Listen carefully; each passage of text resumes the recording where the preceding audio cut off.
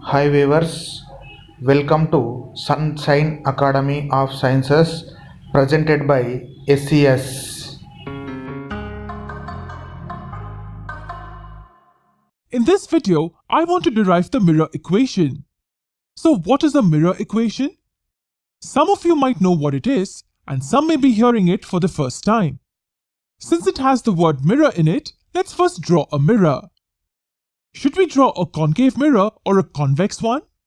Well, the mirror equation works for both. But let's start with a concave mirror. You are already familiar with all these symbols. P is the pole, C is the center of curvature. It is the center of a sphere of which the reflecting surface is a part of. The midpoint of C and P is the principal focus F. And finally the line which joins all of them is the principal axis.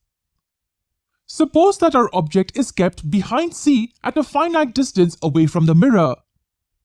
We draw our usual diagram to get the image, which is of course a real image. So what is a mirror equation? Well, let me just write it down first. 1 over F is equal to 1 over U plus 1 over V. What do these three letters symbolize? They're nothing but distances between points. To understand better, let's draw a tangent at point P like this. In this equation, U is the distance between the object and the mirror. So this distance will be U. It is the distance between points A and P. Remember, the distance between two parallel lines will always be the same. So this distance is nothing but distance between points A and P. V is the distance between the image and the mirror. Let's name this point G. So V is nothing but the distance between points G and P. And F is the focal point, which is the distance between the principal focus and the pole. This distance is equal to F. Note that all the distances are measured from the pole of the mirror and not some other point on the mirror. So from the equation, you can see that it gives us the relation between the object's distance from the mirror, image's distance from the mirror, and the focal length. What if instead of this, I had placed an object somewhere else? It wouldn't change our formula. The equation does not depend on the object's position from the mirror. It is same for any position of the object. What if instead of concave mirror we had convex mirror? Again, it wouldn't change our formula. Yes, this formula is true for all types of spherical mirrors, convex as well as concave mirrors. Now the question is, how do we derive or prove this formula? There are many ways to derive the equation, but we will look at the easiest one. In order to derive this formula, we need to know only one thing, and that is the concept of similar triangles. You must have come across similar triangles many times in our math class. So let's review that first. In simple language, triangles are said to be similar if they have the same shape. For instance, these two triangles are similar since they have the same shape. This triangle is just a scaled down version of this. These two are also similar triangles. What's so special about similar triangles? When two triangles are similar, then the ratios of their corresponding sides are equal. For instance, here triangle ABC and triangle PQR are similar, so AB over PQ is equal to BC over QR is equal to AC over PR. And this fact is going to help us derive the mirror equation. The second thing about two similar triangles is that all the corresponding angles have the same measure. For example, here, angle A is equal to angle P, angle B is equal to angle Q, and angle C is equal to angle R. This also works in the reverse. That is, if for any two triangles, if we prove that their corresponding angles are equal, then they are similar triangles. This is called AAA test of similarity for proving two triangles similar. Similarly, if the ratios of their corresponding sides are equal, then the triangles are similar. Okay, let's go back to our figure for the mirror equation. Now from the top of the object, let me draw a line that meets the tangent at point B. This line is parallel to the principal axis. And from this point on the image, Let me draw a parallel line again to the tangent at point D. Note that points B and D are not on the mirror. They're on this tangent which is drawn at point P. But actually, both the points are very close to each other in reality.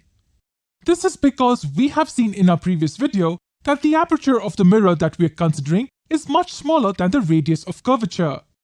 Because of the smaller aperture, these distances are very small, and so we can assume these 2 points to be on the tangent. So we can assume these 2 points to be 1 point and these 2 points to be 1 point. Now consider these 2 triangles. Are these 2 triangles similar? Let me first just draw them separately here. We see that angle OAF is equal to angle DPF. Why? They both measure 90 degrees. What about these 2 angles? Angle OFA and angle DFB? When 2 lines intersect, the vertically opposite angles are always equal. Hence, these 2 angles are equal too. What about the remaining angles? How do we show that they are also equal? With very basic logic, we know that if the 2 sets of corresponding angles are equal, then the third set has to be equal. Finally, we proved that triangles OAF and DPF are similar by the AA or AAA test of similarity. Now, because they're similar, we can say that OA over DP is equal to AF over PF is equal to OF over DF. We're not really interested in this ratio, so we will just remove it from here. Now, from this figure, can you tell me what AF and PF represent? PF is the focal length f, but what about AF? We know that AP is the object's distance from the mirror, which is u. But AP is equal to AF plus FP, and FP is the focal length f. So AF is nothing but u minus f. And what are OA and DP? They are the heights of the object and the image. Let's denote them with HO and HI. We're not done yet. This is not the formula that we're looking for.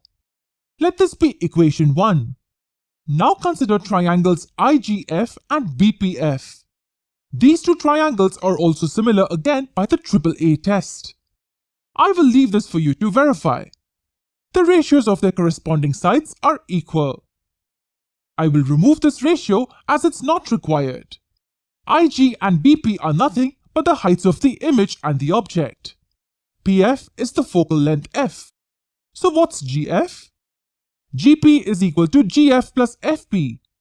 We know that FP is f. So what's GP? Yes, it's the image's distance from the mirror V. Therefore GF is V minus f. Let this be equation 2. Now let's invert equation 2 to get the third equation. We are almost there now. So we have these 2 equations now with us. They both have the same term on one side of equal to sign, so the other 2 sides will be equal. Cross multiplying and solving further will finally give us the required mirror formula. Finally, we have our mirror equation in front of us. It was fun to derive it, wasn't it? However, this is not the only way to derive the mirror equation. Now, if you remember, at the start of the video, I told you that this is a general equation. That is, this equation is valid for any position of the object and for any spherical mirror under consideration. But is it so? In order to use this equation, we must make sure that some rules are followed. We will see those rules in our next video.